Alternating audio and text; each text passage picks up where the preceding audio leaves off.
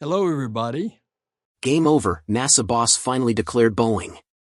That's the mantra for most space missions, but it seems Starliner is breaking the mold.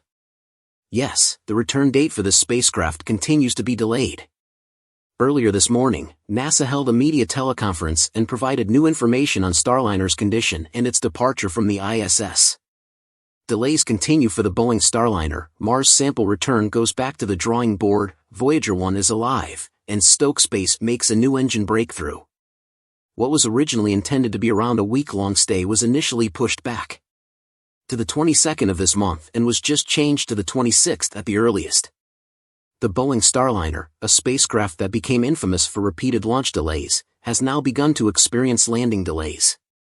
The latest update is that Starliner will return home from the ISS, with astronauts Butch Wilmore and Sonny Williams no earlier than June 26. According to NASA's recent update, Starliner's return schedule has been changed.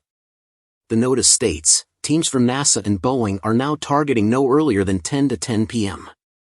Eastern Daylight Savings Time, Tuesday, June 25, for the undocking of the Starliner spacecraft from the International Space Station. Thus, the schedule has been delayed an additional 3 days compared to the previous plan. NASA explained, mission teams supporting NASA's Boeing crew flight test continue to review Starliner's data from the completed test objectives. Steve Stitch, manager of NASA's Commercial Crew Program, added, "We want to give our teams a little bit more time to look at the data, do some analysis, and make sure we're really ready to come home." Mark Nappy, vice president of Boeing's Commercial Crew Program, clarified, "It was bad to see that we fully intend to eliminate these column nuisances for the flight. Once again, we see them struggling with the helium leak problem and propulsion issues." Within a month, Starliner leaked helium 5 times, from before launch to after it was docked on the ISS. During the approach to the ISS, 5 of the 28 thrusters also encountered problems. These issues led to the return schedule being delayed a second time from the 18th to the 22nd, and now to the 25th. On June 15, 2 astronauts conducted spacecraft tests in orbit. Stitch stated, "Certainly Saturday was a big day of understanding the helium leaks have gone down and also understanding that the thrusters have recovered and that we can count on those thrusters for the remainder of the flight." Even though that statement sounded positive, the delay made me feel like everything was quite serious. If everything was really as smooth as they claimed, the work would have been completed early instead of the constant delays. Regarding the schedule since Starliner arrived at the ISS, this is the 3rd delay in its attempt to bring 2 astronauts back to Earth. The first postponement was because NASA proposed for 2 astronauts to stay at the ISS until June 18 to support a spacewalk mission. However, this mission was cancelled due to problems related to the spacesuit. On the 14th, Starliner's return schedule was pushed back to June 22 with the stated reason being to test the capabilities of the spacecraft, thereby preparing for a longer mission in the future. But in my opinion, the real purpose is probably to solve the helium leaks and thruster problems, and now the 3rd delay pushed the return date to the 25th. If it can successfully undock on the 25th, Starliner's return journey will last a day. The crew's original departure date had been set for June 13, which was then delayed to the 18th, then the 22nd, and now we have the current date, which was set by NASA and Boeing at a press conference on Tuesday. Officials report that Starliner can spend a maximum of 45 days docked to the ISS hit its current state. This comes as teams continue to work on figuring out the exact source and significance of a few different issues. Between 5 current helium leaks, 3 of which are larger than others, and a few thruster issues, NASA and Boeing are taking their time to make sure they learn as much as possible and bring Sonny and Butch home safely. This delayed Starliner's approach to the ISS docking module by over an hour, as 5 of the ship's thrusters were offline during various phases of the maneuvering procedure. This issue would have prevented Starliner from successfully docking. However, Boeing engineers were able to get 4 of the problematic thrusters back online to complete the mission. So what's going on? Well, Starliner did experience some additional systems malfunctions on its journey from the Earth to the ISS, the most troubling of which would be the intermittent failure of some reaction control thrusters. This delayed Starliner's approach to the ISS docking module by over an hour, as 5 of the ship's thrusters were offline during various phases of the maneuvering procedure.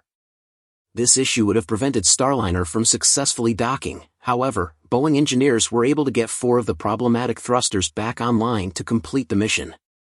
So we're taking our time to understand that service module and the things that we've had happen relative to the helium leaks and the thruster fail-offs at docking, he said. Now, it's worth noting that during Starliner's second uncrewed test flight, which was in 2022, the same thrusters in the same location also had issues, and NASA's Commercial Crew Program Manager Steve Stitch said that we don't understand quite why they're happening. The reason given that a thruster issue was able to be solved from the ground was that this is not necessarily a hardware problem, it's a software problem. The computer on board is reading the thrusters as performing out of spec and then shutting them down out of an abundance of caution. Apparently too cautious, however, which is not necessarily a bad thing when it comes to spaceflight. In addition to that weirdness, Starliner also experienced some more problems with helium gas leakage. The new leaks were still being detected even after the Starliner had docked to the ISS, bringing the total to 5 leaks on this particular mission. This is not exactly a huge deal. Helium is the second lightest element in the known universe, and it does have a tendency to escape even the best-made seals. NASA has assured us that Starliner has more than enough helium gas to safely return to the Earth, and if you're wondering what a spaceship needs so much helium for anyway, it's all about pressurization. In order to keep the entire vehicle strong and rigid, we need to constantly repressurize those tanks with the lightest and most non-reactive element that we have available, which is helium. The initial return delay for Starliner was a schedule in conflict with a spacewalk that was going to be performed on the ISS, although that itself ended up being delayed because of a discomfort issue with the spacesuit. The idea was that the crew didn't want a spacewalk and a vehicle departure happening at the same time, but they ended up with neither of those things. So Boeing decided that if they're already waiting, then they might as well wait a little longer and perform some extra testing on their vehicle, so this is actually pretty cool. Starliner will perform a hot fire test of its aft-facing thrusters. 7 of the 8 thrusters will be fired in 2 pulses with a total duration of about 1 second. This would be the same problematic thruster section that we mentioned before. NASA said that this test will demonstrate how the spacecraft will perform when docked to the station on future missions lasting up to 6 months. Other work planned for the extended stay includes the cabin air temperature measurements to compare against readings from the spacecraft's life support system, conducting additional tests of the spacecraft's hatch and forward window, and then repeating a safe haven test, which is where they try and cram 4 people into the capsule. For a simulated emergency, like if everyone had to bail out of the space station. Starliner is designed to hold up to a maximum capacity of 7 people if need be. The eventual goal for Starliner is to have it fly 1 mission to the ISS every year and remain docked for 6 to 7 months at a time. So far, we have nothing to indicate that Starliner will have any issues with the return to Earth. NASA's Steve Stitch told reporters on Tuesday that the new delay was, quote, to give our team a little more time to look at the data, to do some analysis, and to make sure that we're really ready to come home.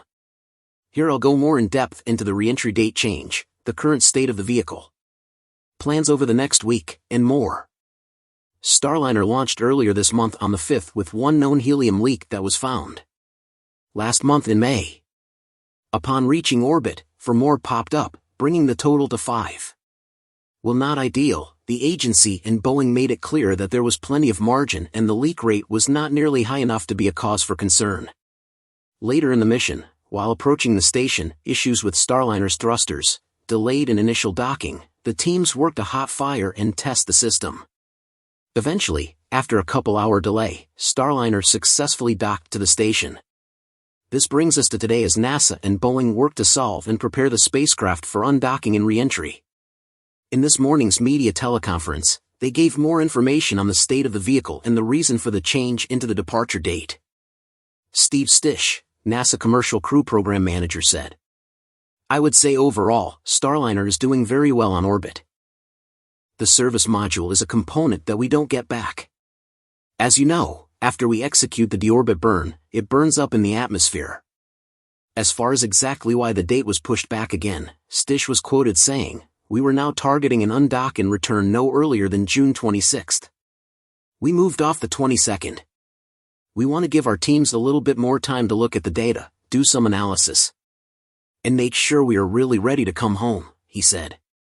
With this in mind, and as highlighted later in the teleconference, NASA and Boeing are still trying to figure out what's causing both issues with the helium leaks and thruster fail-offs. While they point out that they do have the margin to bring the astronauts home right now, they would prefer to take the time and check each aspect of the vehicle along with performing even more testing. Backup departure dates would be every 4 days, meaning the next opportunity would be the 30th and then the 4th and so on. Stish then went into more detail on the thrusters that failed. Here he said, I told you about 5 reaction control system thrusters. These were all aft thrusters that failed during the final phase of the rendezvous after we had done the TPI burn in that final phase, where there was a lot of thruster firings and we had 5 thrusters fail. Thruster B1A3, when we looked at that hot fire data, we saw that it had 11% thrust on one of the firings and then 0% on another. These were the 2 firings that we did on the rendezvous day. That thruster, we decided we're not going to hot fire that thruster anymore. We didn't hot fire it on Saturday, we were just going to leave that thruster alone, because it shows a very strange signature where we're getting almost no thrust out of that. So we're going to leave that thruster deselect and are not going to use it for the rest of the flight, he said.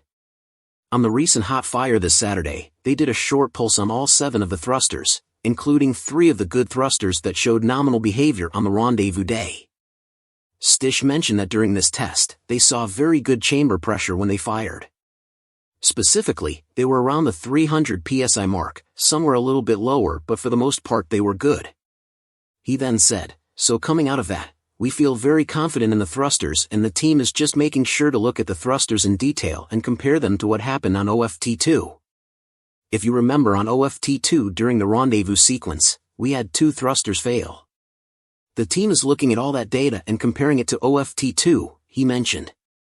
3 of the thrusters that had issues earlier in the mission are now back up to right around 100% thrust based on the recent static fire. Stish mentioned that the initial loss of thrust could have been due to the high demand for thruster use at the time the issues occurred around docking. In other words, they mostly were covered after that event. As partially said before, these are issues within the service module, which will burn up in Earth's atmosphere and not land on the surface. For this reason, right now is practically the only time Boeing and NASA can gather further data to figure out what's going wrong and make sure it doesn't happen on the next flight. Currently, teams are running simulations to see what impact, if any, of the current thruster and helium leaks would have on the milestones coming up. The major event includes the deorbit burn, which requires the thrusters. Here, Stish pointed out, so the path forward is really over the next week. We really need to be working this week to try and wrap things up by this Saturday the 22nd. Our teams are going to look through, and I listened to about a 6-hour review yesterday of all the thruster firing data. They're going to look at that thruster firing data today and compare it to the simulations. So they're spending time doing that over the next week, he said. In terms of the helium leaks, he confirmed that all the leak rates had gone down since they initially popped up. He also made a comment that they seem to be related to dynamic activities such as thruster use. For a solution, they're simply looking at the necessary margin and making sure there is enough. They're also doing some seal testing on the ground to get a better idea of the leak rates. For the final issue, there was a valve that wasn't properly closing in the service module. It's used to isolate propellants in the port manifold. They have since used the other valve, B instead of A. They also clarified that this was different from the valves not functioning in OFT2. This sums up some of the main information provided during the teleconference, which led to the question portion.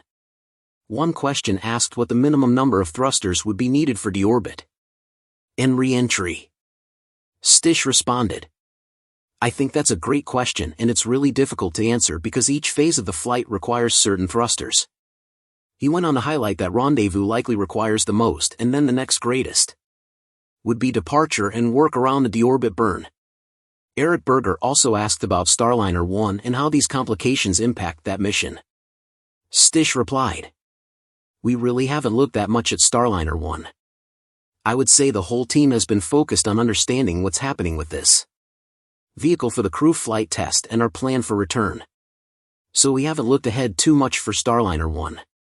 As Mark said, we know we have to address the helium leaks. We're not going to go fly another mission like this with the helium leaks.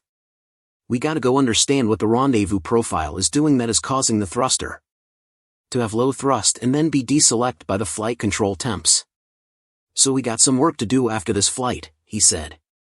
When Starliner does eventually undock, the process requires each system including the service module to work well. A few days before the undocking, they will power up the vehicle and load cargo onto the spacecraft.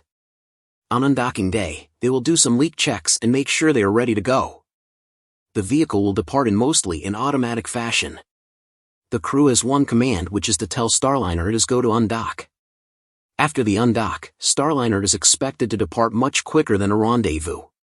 It will first go up and above the station, then do the departure initiation burn which will send it away from the station. There, it will perform an automated hot fire test at the crew module propulsion system. It will then phase down below the ISS around 3 kilometers and do one last burn called the NSR, which will set Starliner on the correct orbit. Finally, they will reach the deorbit burn which will take less than a minute. Soon after, the service module is jettisoned and the module will take about 48 minutes. From the deorbit burn to landing. Something we can hope to see by the end of this month. After touchdown, the crew aboard Starliner is responsible for jettisoning the parachutes, initiating spacecraft power down and conducting a satellite phone call with mission control landing and recovery teams. The landing and recovery team will use sensors to check for lingering hypergolic propellant traces and electrically ground the command module before other team members approach. Recovery teams will then raise a tent around Starliner and pump cool air into the spacecraft. They pointed out that once Starliner hatch is opened, with less than 1 hour having passed since landing, the astronauts will move to the medical vehicle for initial health checks. The ground team will begin an early cargo transfer, removing experiments from the spacecraft to transport to NASA's facilities. Again, the decision was made to push back Starliner's launch date as teams work to get a better understanding of exactly what is causing the spacecraft's issues. The earliest departure opportunity is now the 26th, with back updates every 4 days later. They're confident that Starliner will be capable and just need some more time to get everything sorted before bringing the astronauts back. We will have to wait and see how it progresses and the impact it has on the space industry. Thank you very much for watching. And that's about it for today's episode. Thank you so much for tuning in, and that's all for today's update. If you enjoyed watching and found it useful, please make sure to subscribe to my channel and hit the like button. And if you want to support our channel and if you want to be up to date, you can become an exclusive member, so click on our perks through the link in the description below. Thanks to watching and see you next time.